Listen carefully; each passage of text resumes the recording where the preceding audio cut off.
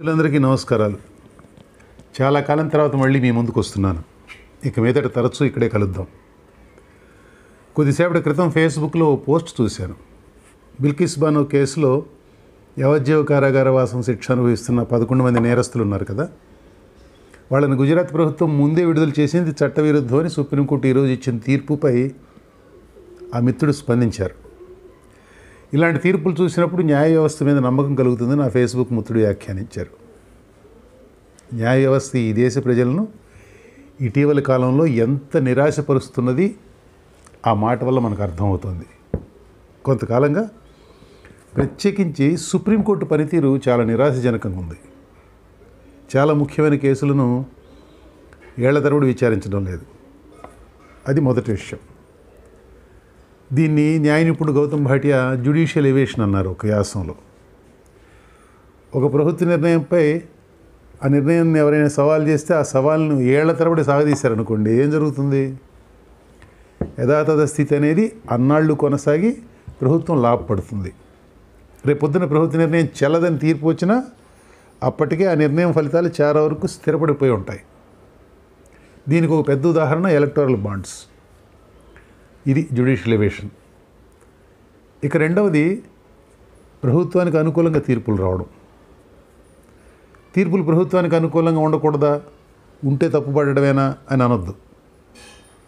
కొంతకాలంగా చాలా తీర్పులు ప్రభుత్వానికి అనుకూలంగా వస్తున్నాయి. అవన్నీ వివాదాస్పదమైన నిర్ణయాలే. ఈరోజే the Hindu daily paper Delhi legal correspondent Krishnadas Rajagopal ఆ పత్రికలో ఒక స్టోరీ రాశారు.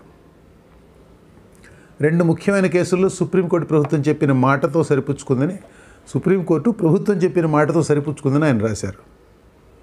మొదటిది జమ్మూ కాశ్మీర్కు మళ్ళీ రాష్ట్ర హోదా ఇచ్చే విషయం. త్వరలోనే ఇస్తాం అని సొలిసిటర్ జనరల్ తుషార్ మెహతా చెప్పిన మాటతోటి ప్రధాన న్యాయమూర్తి ధర్మాసనం సరిపెట్టుకుంది. దాని మీద ఏం రూలింగ్ ఇవ్వాల. జమ్మూ కాశ్మీర్లో ఏం జరిగిందో మీకు తెలుసు. రాష్ట్ర అసెంబ్లీని రద్దు చేసి కేంద్రం పరిపాలన కిందకు తీసుకొచ్చి ఆ రాష్ట్రానికి ఉన్న ప్రత్యేక హోదాను తొలగించి 2 ముక్కలు చేశారు. దాన్ని సుప్రీంకోర్టు ఆమోదించింది మొన్న. దీని ప్రకారం ఇప్పుడు సుప్రీంకోర్టు ఆమోదం దొరికింది కాబట్టి రేపు ఆంధ్రాలోనో తెలంగాణలోనో లేకపోతే మరేదన్నా రాష్ట్రంలోనో రాష్ట్రపతి పాలన పెట్టి శాసనసభ లేకుండా చేసి రాష్ట్రాన్ని 2 ముక్కలు చేయొచ్చు, లేకపోతే 3 ముక్కలు చేయొచ్చు. మీరు నేను చేయగలిగింది ఏం ఉండదు. ఇక కృష్ణదాస్ రాజగోపాల్ రాసిన రెండో సందర్భం ఏంటంటే, అదానీ గ్రూప్పై హిండెన్బర్గ్ చేసిన ఆరోపణలపై సెబీ దర్యాప్తును త్వరగా ముగిస్తామని తుషార్ మెహతా ఇచ్చిన హామీతో సుప్రీంకోర్టు సరిపెట్టుకోవడం. ఈ కేసులో సుప్రీంకోర్టు తీర్పుపై ఎన్ని విమర్శలు వచ్చిందో చూసాం. ఇది ఎంత వివాదాస్పదమైంది చూసాం.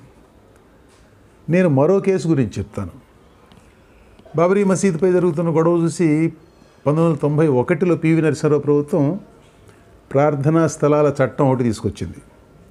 దేశంలోని ఏ ప్రార్థనా స్థలమైనా 1947 ఆగస్ట్ 15 నాటి దాని హోదాను మార్చడానికి వీల్లేదని ఆ చట్టం నిర్దేశిస్తున్నది. ఈ చట్టం బాబరీ మసీద్కి మాత్రం వర్తించదని అందులోనే రాశారు. 1992లో బాబరీ మసీద్ కూలగొట్టారు. ఆ తర్వాత ఏం జరిగింది, ఇప్పుడేం జరుగుతున్నది మనం చూస్తున్నాం. అయోధ్యలో కట్టిన రామజన్మభూమి ఆలయంలో రాముడి ప్రతిష్టాపన కార్యక్రమాన్ని ప్రధాని నరేంద్ర మోదీ ప్రభుత్వం సంపూర్ణంగా సొంతం చేసుకుంది. ప్రభుత్వ పాలన మంచి చెడ్డలపై కాకుండా అయోధ్య ఆలయం నిర్మాణంపై రేపు వచ్చే ఎన్నికల్లో ప్రజలు తీర్పు ఇవ్వాలనేది వారి పన్నాగం, వారి ఆలోచన, వారి లక్ష్యం.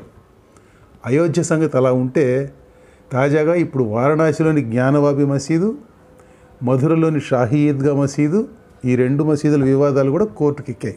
కోర్టులు విచారిస్తున్నాయి. 1991 నాటి చట్టం ఉండగానే అమల్లో ఈ విచారణలు నడుస్తున్నాయి. అలహాబాద్ హైకోర్టు, సుప్రీంకోర్టు ఈ విచారణలను ఆమోదించాయి. దానికి ఏం సమాధానం చెప్తున్నారో తెలుసా? 1947 ఆగస్టు 15 నాటి హోదా మార్చకూడదన్నారు. కానీ అసలు హోదా తేలితే కదా అది మార్చకుండా ఉండేది. ఇప్పుడు మేము చేస్తున్నది ఆ హోదా తేల్చే ప్రయత్నమే కదా. ఇది వారి వాదన, న్యాయస్థానాల వాదన. ఏమనాలి దీన్ని? బిల్కిస్ బానో కేసులో సుప్రీంకోర్టు తీర్పు చూసి ఇలాంటప్పుడు న్యాయ వ్యవస్థపై నమ్మకం కుదురుతుందని అన్నారంటే, మరి చాలా సందర్భాల్లో నమ్మకం పోతున్నది కాబట్టే ఆ మాట అన్నారు.